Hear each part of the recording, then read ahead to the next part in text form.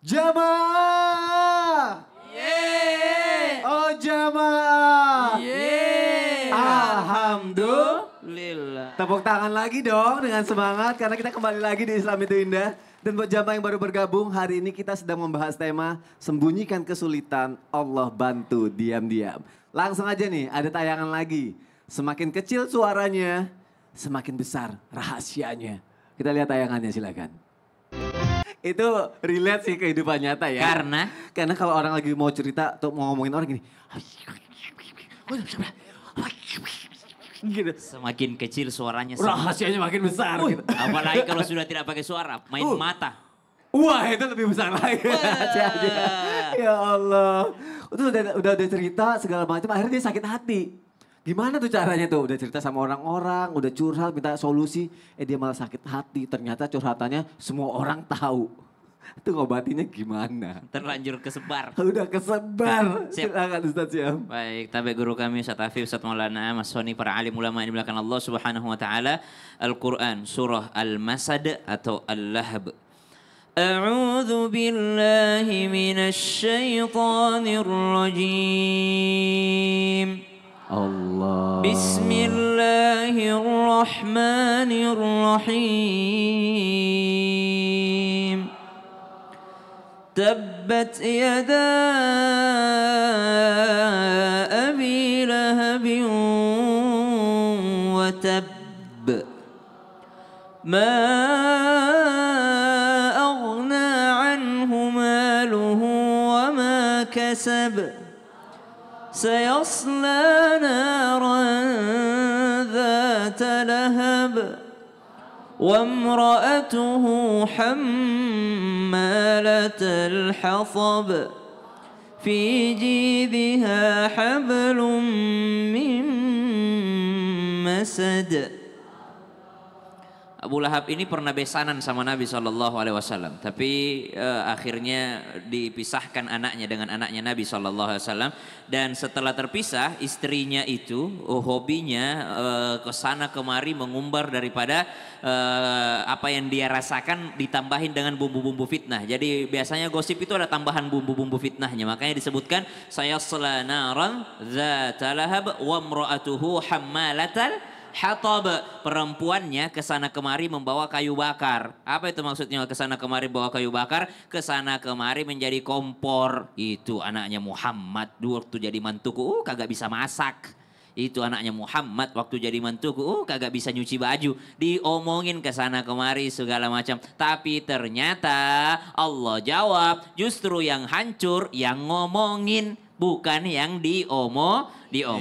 Maka subhanallah, kita sedikit mengambil pelajaran dari kisah ini. Bagaimana jikalau ada aib yang tersebar, ada kekurangan yang tersebar, tapi ujung-ujungnya semua orang yang tahu. Bagaimana cara mengobatinya? Maka atbi'is sayyi'atal hasanata tamhuha. Tambahlah keburukan dengan kebaikan. Kita pernah mengeluh sakit, lalu bagaimana cara menambalnya? Tambahlah dengan memperlihatkan kita sehat. Dengan cara apa? Datang berjamaah sholat ke masjid, perlihatkan ibadah yang wajib-wajib. Subhanallah. Kalau yang sunnah disembunyikan, tapi yang wajib-wajib diperlihatkan. Kita pernah mengeluhkan bahwasanya, oh suami saya pelit, suami saya ini, orang sudah tahu semuanya, subhanallah, kekurangan suaminya. Bagaimana cara menambalnya? Tambahlah dengan menceritakan kebaikan-kebaikannya. Jadi kalau kita pernah menceritakan keburukan, tambah itu keburukan dengan menceritakan kebaikan. Terima kasih Sasha, boleh tepuk tangannya dong. Tuh, hati-hati kalau dikasih kepercayaan sama orang, jangan jadi gosip. Makanya jangan salah-salah ngomong sama orang juga ya. Terus gimana caranya biar kita gak salah? Gini aja deh, Ustadz Afif, aku mau nanya. Afif. Enggak. Ustadz, mungkin ada yang disebarin nih ketika kita curhat ke orang gitu kan. Ya. Makanya kita harus hati-hati. Tapi lebih baik kan kalau kita kan ke Allah aja ya. Ya. Cara ngeyakinin dirinya tuh gimana? Yaudah deh lebih baik ke Allah aja gitu. Karena kan kadang berat untuk ngelakuin itu juga. Walaupun banyak yang ngajarin seperti itu gitu. Gimana Ustadz Afif, silakan. Izin Ustaz Syam, Ustaz Maulana dan guru-guru yang dirahmati Allah Subhanahu wa taala. Ketika sebuah masalah datang, sesungguhnya Allah menginginkan kita kembali kepadanya. Wa ilaihi turja'un. Kepada Allah lah kita kembalikan semua masalah. Bukankah Allah yang menjadikan masalah itu agar kita kembali kepadanya? Tidak ada sahabat yang bisa menemani masalah kita 24 jam? Adakah sahabat yang mau dicurhati jam 3:30 subuh? Ada nggak? Gak ada. Nggak ada. Iya. Saya tiba-tiba bangunin Mas Sony, saya telepon Mas Sony begini-begini. Tidak mungkin ada. Tapi Allah sepertiga malam terakhir bangun minta kepada Allah Subhanahu wa taala. Hadirin dirahmati Allah Subhanahu wa taala. Al-Imam Ibnu Qayyim Al-Jauzi mengatakan setiap masalah itu boleh jadi enak dicurhatin. Enak. In kana raha itu bentuknya psikologi kita bebannya terkurangi. Akan tetapi begitu masalah kita sampai ke manusia belum tentu itu kemudian bisa menjadi problem solving. Boleh jadi nauzubillah dia omongin kita di belakang. Ini catat. Kalau Allah kita mengadukan masalah kepada Allah, Allah Maha menutup aib. Nah bagi kita yang masalah orang sampai ke kita, maka janji Nabi Muhammad SAW, man satara uyuba muslim, siapa yang menutupi aib dari seorang muslim, satarallahu yaumal qiyamah. Allah akan tutup aibnya di hari kiamat. Hadirin dirahmati Allah Subhanahu wa taala, mengadu kepada Allah mudah, murah, gampang. Wudu gampang apa enggak? Gampang. Pakai uang apa enggak? Enggak. Baca Quran gampang apa enggak? Gampang. Tinggal ngadu kepada Allah Subhanahu wa taala. Sujud di terakhirmu. Memang betul kata Ustaz Syam tadi bahwa ada sebagian ulama mengatakan tidak boleh berlama-lama sujud apalagi jadi imam. Kalau jadi imam jangan bawa masalah banyak-banyak. Kesian jamaah. Di masalah banyak-banyak sujudnya lama, jamaah udah ada yang belenger, palanya udah ada yang puyeng, udah ada yang punya hajat. Maka kalau kita jadi imam atau berjamaah jangan masalah kita semua ditumpahkan. Kenapa? Kita lagi menjadi imam. Akan tetapi kalau dalam kesendirian maka basahkan masalahmu di hadapan Allah Subhanahu wa taala, basahkan sajadamu di hadapan Allah Subhanahu wa taala. Rabbi adkhilni mudkhala sidqin wa akhrijni mukhraja sidqin waj'alni min ladunka sultanan nasira. Boleh jadi ada doa-doa di dalam hati kita, maka tumpahkan saat itu.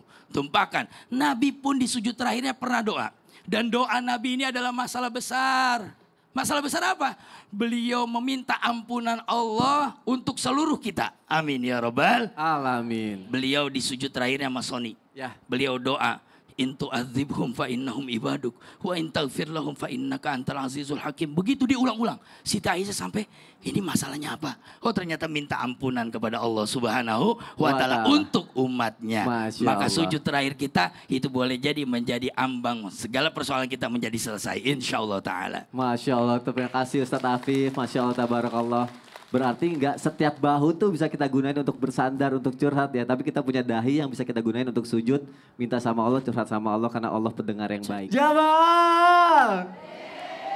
Yuk kita nanya-nanya lagi ya, dijawab-jawab lagi sama guru-guru kita. Yuk kita masuk ke segmen Tanya Dong Ustadz. Kami semua tanya dong Ustadz. Yang mau nanya boleh angkat tangannya. Yang mau nanya boleh angkat tangannya. Ibu. Siap. Silakan. Kasih salam dulu masyarakat Indonesia. Warahmatullahi wabarakatuh. Waalaikumsalam warahmatullahi wabarakatuh. Nama saya Nina Herlina dari Majelis Ta'lim Mahbatul Anwar, Pangalengan, Bandung. Tepuk tangannya dong untuk Ibu Nina. Sebelumnya mohon izin Ustadz Maulana, Ustadz Afif, dibantu ya. Siap. Silakan. Izin bertanya Ustadz. Iya Ibu. Kita harus menyembunyikan kesulitan. Sedangkan kesulitan kita udah nggak kuat lagi. Gimana kalau diomongkan sama orang lain gitu? Diomonginnya kenapa? Nggak kuat lagi. Karena apa masalahnya? Karena sulit. Sulitnya kenapa? Ya kesulitan aja. Nah, ayo ngaku aja nggak apa utang, enggak? Untuk pertolongan kelilit hutang. Oh, udah bener kan utang. Akhirnya pengen ke orang ya? Ya. Terima kasih Ibu. Ya. Assalamualaikum warahmatullahi wabarakatuh. Waalaikumsalam warahmatullahi wabarakatuh. Tepuk tangannya dong, Masya Allah. Solusinya Ustadz Maulana, silakan Ustadz. Sebelum dilanjutkan oleh Ustadz Safid, saya gini dulu. Utang itu boleh. Utang itu boleh. Cuma dalam hal berutang, lihat siapa yang kita utangi. Jangan sampai gara-gara berutang putus silaturahmi. Betul tidak? Dan mohon maaf tanpa menggurui, yang pertama kalau kita berutang, niatnya apa sih? Mau bayar atau tidak nih? Kalau nggak bayar, berarti itu sudah namanya pencuri. Dan yang kedua, lihat akadnya. Makanya kalau utang itu kan muamalah. Ingat ya, kalau beribadah baik sangka. Tapi kalau dalam muamalah kita tetap buruk sangka. Jadi sebaiknya dicatat. Kita meninggal nanti terus nggak bisa bayar gimana? Kemudian yang ketiga, mohon maaf, boleh berutang tapi dalam keadaan terdesak. Terakhir, karena utang itu ina di siang hari, gelisah di malam hari. Dan berakhlaklah ketika engkau berhutang. Jangan engkau zalim kepada orang yang kau utangi. Dia udah bantu kamu. Bayangkan pahalanya orang yang memberi utang itu 18 kali lipat. Dan usahalah untuk membayarnya. Entah itu nyicil atau waktunya direnggangin. Itu. Dan kepada yang ditempati berutang, selamat. Anda dapat pahala yang luar biasa. Tapi tunggu dulu, yang memberi utang itu mudah-mudahan bisa mengingatkannya.